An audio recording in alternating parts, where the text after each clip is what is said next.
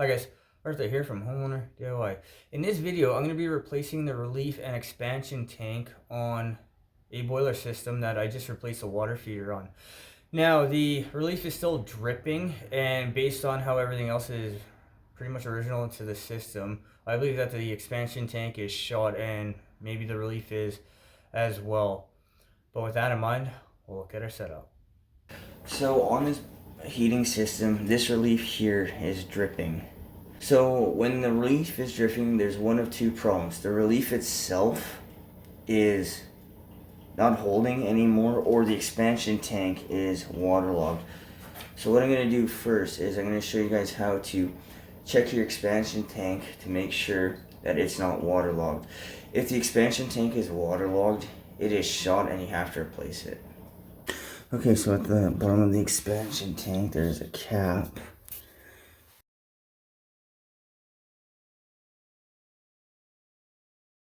Okay, so what I'm going to do is I'm going to depress the pin valve, and there should be just air coming out of it.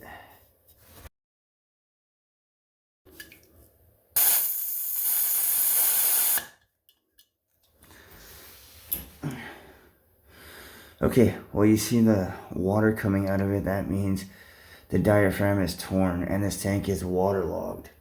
So the expansion tank is shot on this system, so it needs to be replaced. So what we'll do now is material and tools. Alright, this is the materials list for this job. So I have a 4.8 gallon expansion tank, a 3/4 30 psi relief valve, pipe compound also known as pipe dope, white Teflon tape, and then latex gloves. Guys, this is the materials list for this job. So what we'll do now is the tools list. Alright, this is the tools list for this job. So I'm going to take my finishing kit. I don't know if I'm going to need anything, but I'm going to take it just in case. Otherwise, flashlight, propane tank, 10-inch crescent wrench, pipe wrench, a bike pump to pump up the expansion tank, a tire gauge for checking the pressure, and then a washer hose. Guys, this is what I believe I need for tools on this job. So let's change out this relief and expansion tank. Alright, here's the decal for our expansion tank. So manufacture date, capacity 4.8 gallons, maximum pressure 115, pre-charged pressure 12 pounds. Now for a domestic heating system, I'm going to ballpark that the pressure you want is probably around 20 pounds. The operating pressure is between 12 to 15, so 20 pounds will be enough to take up the expansion of the water when it gets heated. So what I'll do now is I'm going to check the pressure in the tank and then pump it up as necessary since it's pre-charged to 12 psi. Alright, first thing I'm going to do is check the pressure of the tank.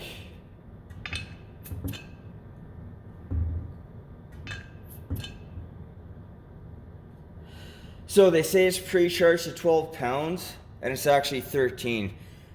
You can't trust anybody these days. Anyways, what I'm going to do is I'm going to hook up the bike pump to the tank and then pump it up to 20 pounds.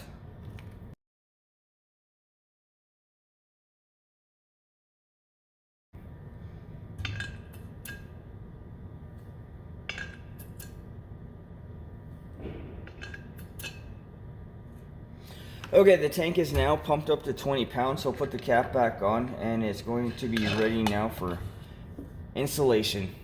Okay, so the first thing we're going to do is shut power off. We're going to close the water and then let the system drain down until it's nothing.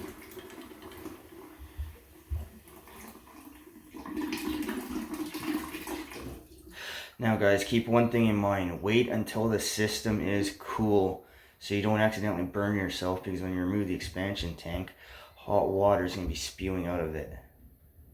Okay, so this gas line has to be removed because there's no way to take out the expansion tank with this in the way. So we're going to shut the gas off. The gas valve, we're just going to turn it to the off position for now. And then the fluid connection can be undone.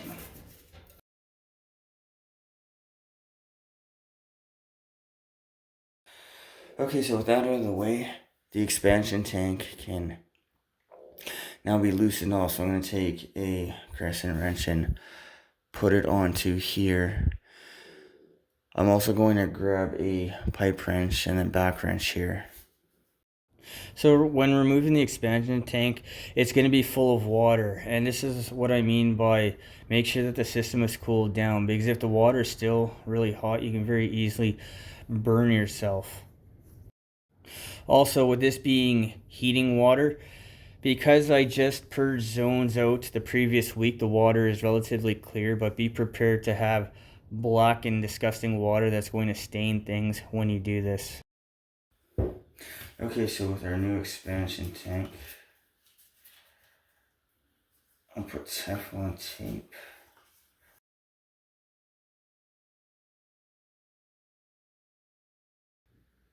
Okay, because this tank is slightly taller than the other one, I actually had to raise the side of the boiler up just to get it in.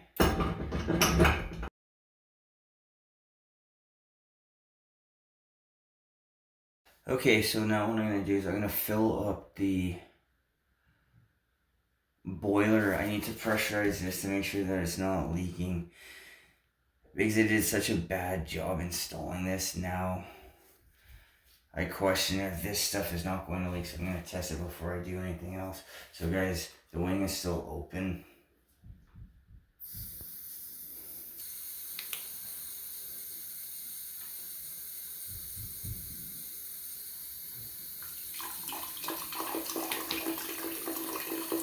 Okay, now we have water.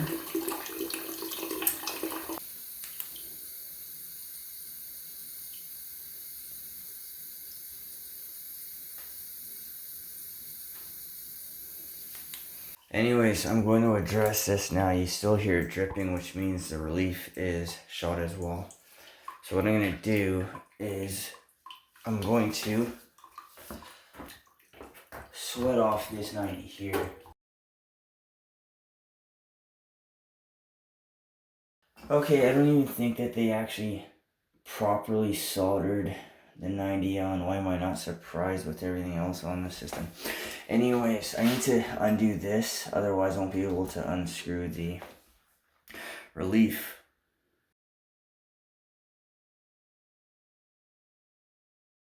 Okay, with that off now,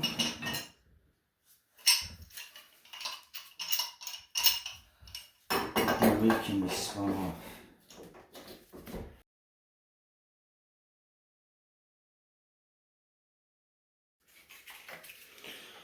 Okay, again, we'll do 7 wraps.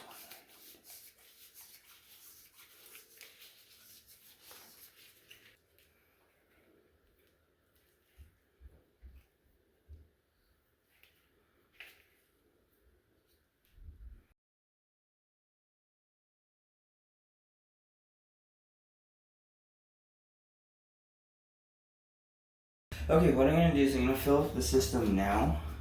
Make sure nothing is leaking before I put the relief piping and the gas line back in.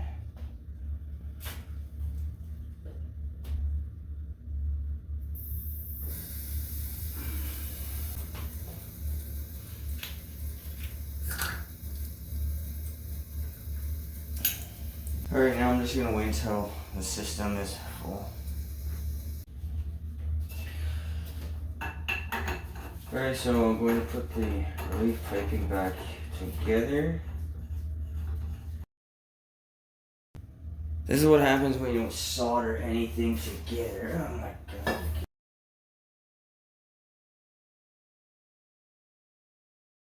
Alright guys, so that's how you replace an expansion tank and a relief for boiler system. So if your relief here is dripping, it's not necessarily the relief.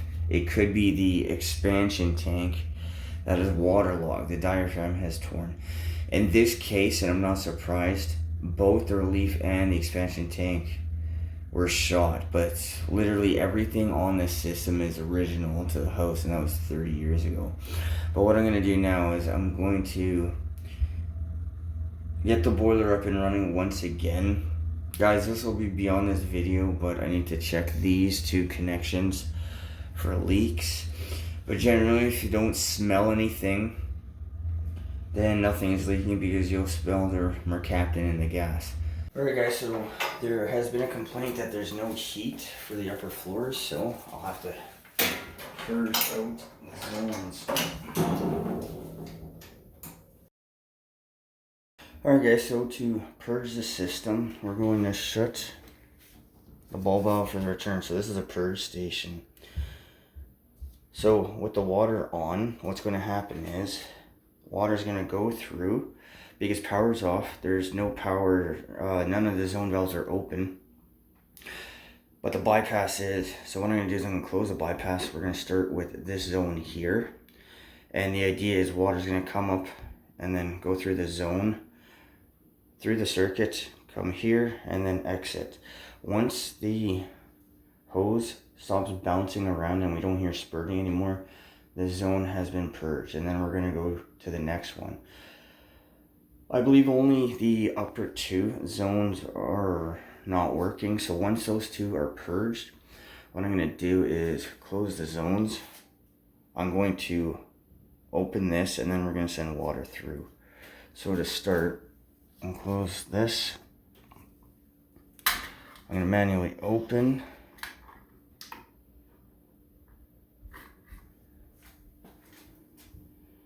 And start purging with the zone.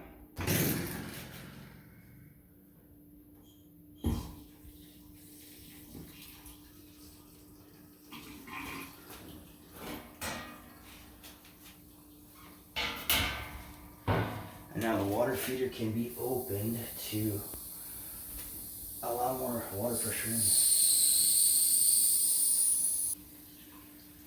Now guys, make sure that the pressure doesn't go above 30 pounds, otherwise you'll blow the relief. And that's the relief right there. It already changed. Okay, so the one zone is done. We're gonna let that close. And now we're gonna move to our master bedroom.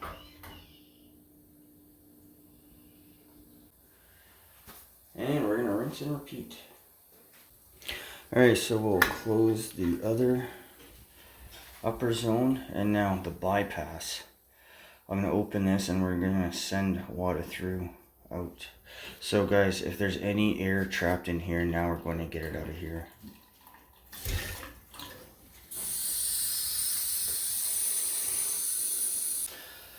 Okay, so I'm going to close the boiler drain, the purge station. I'm going to open the valve for the return. Alright, now we're going to turn the boiler back on.